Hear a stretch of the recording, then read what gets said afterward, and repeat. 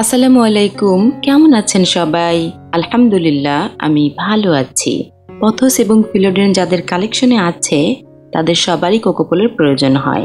কোকোপোল দিয়ে এই লতাগুলো বাইয়ে দিলে দেখতে অনেক সুন্দর দেখা যায়, গাছও নষ্ট হয় না। আমার বেশ কিছু কোকোপোলের প্রয়োজন ছিল, বাসার আশেপাশে পাচ্ছিলাম না, ভাবলাম নিজেই বানিয়ে নেই। কোকোপোল বানাতে কি কি প্রয়োজন? প্লাস্টিকের পাইপ লাগবে। আপনি কেমন সাইজ বানাবেন সেটার উপরে নির্ভর করে কেটে নিতে হবে।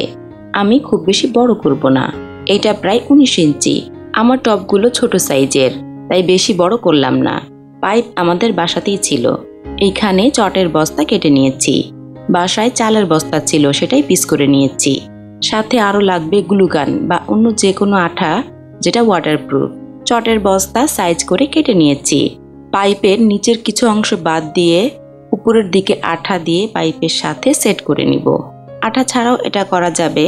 পাইপের সাথে চটের টুকরা ভালো করে পেঁচিয়ে নিয়ে যে কোনো রশি দিয়ে বেঁধে দিবেন।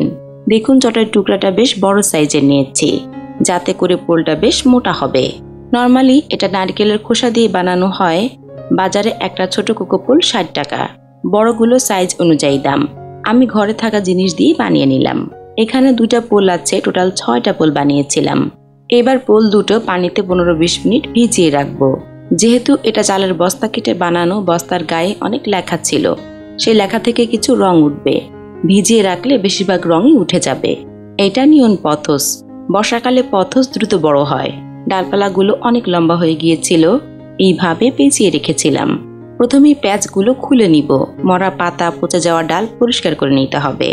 প্রতিটা ডালের নিচের দিকে অনেক শিকড় হয়েছে, ডালগুলো কেটে মাটিতে বা বালিতে বসালেই চারা হয়ে যাবে। পোলটা মাঝ বরাবর বসিয়ে দিব। গাছটা আস্তে আস্তে সেট করে নিব। নিচের দিকে একটু বেশি পেঁচিয়ে নিব। লম্বা শিকড়গুলো কেটে দিব। এই শিকড়গুলো রাখলে হিজিবিজি হয়ে যাবে, দেখতে ভালো লাগবে না। এইভাবে পেঁচিয়ে দিলে ওরা নিজে থেকেই কিছুদিনের মধ্যে শিকড় দিয়ে পেঁচিয়ে নিবে।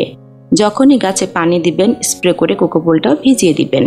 যাদের গাছ খুবই ভালো লাগে, বেলকনিতে রোদ কম লাগে, তারা পথস, ফিলোডেন টাইপের গাছ রাখতে পারেন। সকালে 1.5-2 ঘন্টা রোদ পেলে এই গাছগুলো সুন্দর হবে। আমার কাছে বেশ কিছু ভ্যারাইটির ফিলোডেন আর পথস আছে। এটার আইডি ভুলে গেছি, এটা আমার খুবই প্রিয়। বিশেষ করে পাতার সাইডে দেখুন, খুব সুন্দর দেখা যায়। আমাদের ছাদে দুপুরের কড়া রোদ লাগে, এক সাইডে শেডের ব্যবস্থা করব ইনশাল্লাহ। একদমই কম যত্নে এই গাছগুলো বাগানে রাখা যায়। 3-4 মাস অন্তর অন্তর গাছগুলোতে ভার্মি কম্পোস্ট দেই, মাটি শুকালে পানি দেই। কয়েকদিন পর পর মরা পাতা এবং ডাল পরিষ্কার করে ফেলি। অতিরিক্ত শীতে গাছের পাতা নষ্ট হয়ে যায়, শীত শেষে আবার ঠিক হয়ে যায়। সবাই ভালো থাকবেন, সবার জন্য শুভকামনা।